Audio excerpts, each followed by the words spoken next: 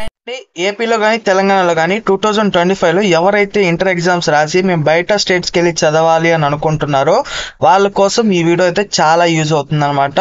బెంగళూరులో ఉన్న presidency university college గురించి అయితే ఈరోజు టోటల్ డీటెయిల్స్ అయితే మీకు చెప్తాను. కాబట్టి వీడియోని అయితే స్కిప్ చేయకుండా కంపల్సరీ ప్రతి ఒక్కరు ఫుల్గా అయితే చూడండి. ఈ వీడియో మీకు చాలా ఇంపార్టెంట్ అనమాట. కాబట్టి చూడండి. ఈ కాలేజ్లో ఫస్ట్ ఇన్ఫ్రాస్ట్రక్చర్స్ గురించి మాట్లాడుకుంటున్నట్టయితే లైబ్రరీ, కేఫ్ ఉంటుంది, హాస్టల్ ఉంటుంది, స్పోర్ట్స్ కాంప్లెక్స్ ఉంటుంది, సో ల్యాబ్స్ ఉంటాయి. ప్రతి కాలేజ్లో ఉన్నట్టు వైఫై క్యాంపస్ ఇది కూడా. ఇంకా ఆడిటోరియము, బస్ సర్వీసెస్ ఇవన్నీ కూడా మనకైతే ఉంటుంది. హాస్పిటల్, మెడికల్ ఫెసిలిటీస్ కావచ్చు, ఇవన్నీ కూడా మనకైతే ఈ కాలేజ్లో అయితే ఉంటుంది. ఇంకా ఏసీ క్లాస్ రూమ్స్ కూడా కొన్ని ఉంటాయి అనమాట. కొన్ని అంటే మ్యాక్సిమం ఉంటాయి. ఇంకా నెక్స్ట్ వచ్చేటప్పటికి ఈ కాలేజ్లో ఫీజెస్ కూడా అట్లే ఉంటాయి అనమాట. సో బాగా అయితే డబ్బులు లాగుతారు, ఇది మాత్రం గుర్తుపెట్టుకోండి. రీసెంట్లీ న్యూసెస్ కూడా మనకి ఫీజు కట్టలేదని చెప్పి, ఎగ్జామ్స్ అలో చేయలేదని చెప్పి కొంతమంది స్ట్రైక్ కూడా చేశారు అక్కడ ఉన్న స్టూడెంట్స్. బెంగళూరులో ఉన్న వాళ్ళకైతే తెలిసే ఉంటుంది ఈ మ్యాటర్. ఇంకా తర్వాత వచ్చేటప్పటికి ఈ కాలేజ్లో ప్లేస్మెంట్స్ గురించి ఒక మ్యాటర్ అయితే మాట్లాడుకుందాం. ప్లేస్మెంట్స్ అయితే ఈ కాలేజ్లో బాగుంటాయి అనమాట. సో దాంట్లో డౌట్ పడాల్సిన అవసరం లేదు. మీ దగ్గర మంచి స్కిల్ ఉంటే కంపెనీస్ అయితే చాలా వస్తూ ఉంటాయి.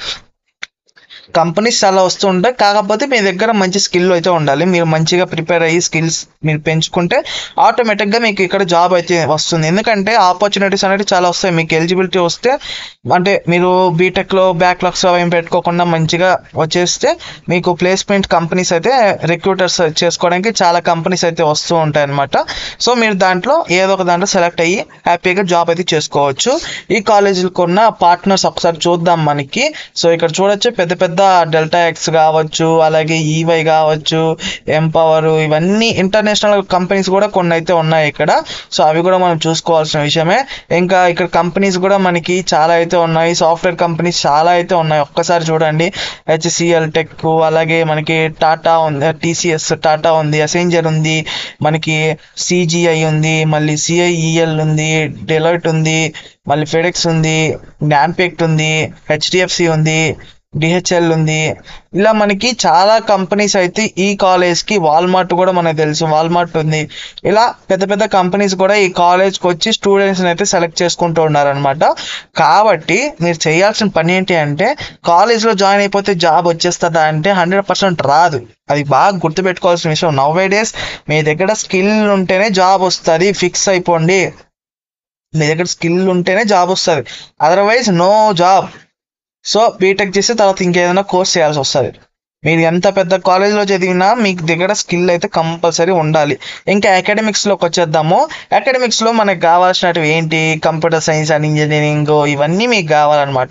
సో మనకి ప్రోగ్రామ్స్లో చూడండి, BTech computer science engineering, BTech computer science technology big data specialization, ఇంకా BTech computer science technology develops, ఇంకా BTech computer science and engineering artificial intelligence machine learning, ఇంకా BTech computer science engineering blockchain గురించి, ఇంకా BTech computer science engineering cyber security, BTech computer science engineering data science, ఇలా అయితే మనకి అన్నీ ఉన్నాయన్నమాట. మీరు ఒకవేళ పీజీ చేయాలనుకుంటే ఎంటెక్ ఉంటుంది.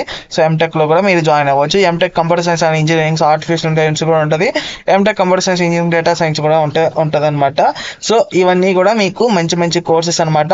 ఇంకా మనం చూసుకుంటే BTech computer science engineering data science, BTech computer science internet of things, BTech information science engineering, BTech computer engineering, ఇంకా బీటెక్ ఇన్ఫర్మేషన్ సైన్స్ టెక్నాలజీ, ఇంకా బీటెక్ రోబోటిక్స్ ఆర్టిఫిషియల్ ఇంటెలిజెన్స్.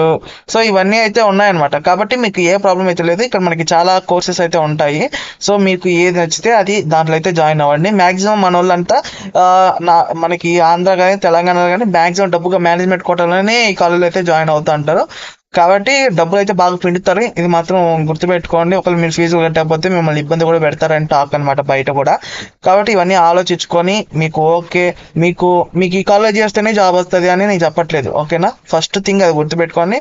ఎందుకు పెద్ద కాలేజ్ చూస్ చేసుకుంటారంటే, ఎవరైనా సరే మీకు ఒక 70% 80% పర్సంటేజ్ ఉందనుకోండి, 70% 80% పర్సంటేజ్ ఈ కాలేజ్ వల్ల వచ్చింది. ఈ కాలేజ్కి అంటే ఒక పెద్ద కాలేజ్లో వచ్చింది.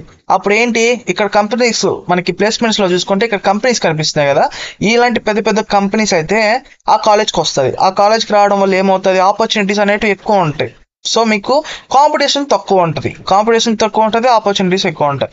సో దానివల్ల ఏంటంటే ఎక్కువ కంపెనీస్ వస్తాయి కాబట్టి స్టూడెంట్స్ అనేవాళ్ళు ఈజీగా సెలెక్ట్ అయిపోతూ ఉంటారు. సో అందుకే ఎప్పుడు కానీ క్యాంపస్ ప్లేస్మెంట్స్లో సెలెక్ట్ అవ్వడానికి మ్యాక్సిమం ట్రై చేస్తారు. మీకు బయట పోతే కాంపిటీషన్ హెవీగా ఉంటుంది, చచ్చిపోతారు. అందుకని చెప్తున్నా, మ్యాక్సిమం మీ దగ్గర మంచి స్కిల్ ఉంటేనే ఎక్కడైనా సెలెక్ట్ చేసుకుంటారు, ఊరికి సెలెక్ట్ చేసుకోరు ఎవరు. ఓకేనా, మీ దగ్గర స్కిల్ ఉండాలి, ఇది గుర్తుపెట్టుకోండి. వీడియో లైక్ చేయండి, సబ్స్క్రైబ్ చేయండి, కామెంట్ చేయండి, అస్సలు మర్చిపోవద్దు.